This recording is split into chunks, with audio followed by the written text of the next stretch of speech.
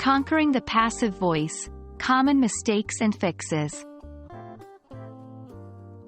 Hello everyone, welcome back to our channel. Today, we are going to discuss a very important topic under characteristics of formal writing, the use of the passive voice. It's a common area where many language learners stumble. Remember, knowing when and how to use passive voice correctly is crucial for proficient and formal writing. Let's dive right into it. Before we talk about the mistakes, let's understand what passive voice is. In passive voice, the object of an action becomes the subject of the sentence. For instance, the dog chased the cat in active voice would become, the cat was chased by the dog, in passive voice.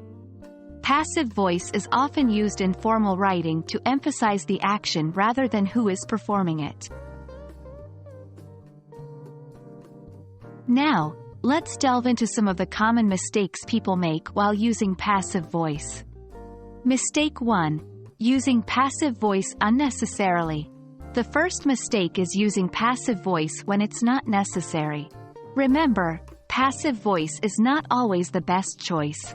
Active voice is generally clearer and more direct. For example, the letter was written by me would be better expressed in active voice as, I wrote the letter. Mistake 2. Creating confusing sentences. The second common mistake is creating sentences that are confusing or awkward because of the passive construction. For example, it was believed by the students that the test was hard, is a very awkward sentence. Instead, you could say, the students believed the test was hard. Avoiding these mistakes is not as difficult as it might seem. Here are a few tips. Tip 1. Know when to use passive voice.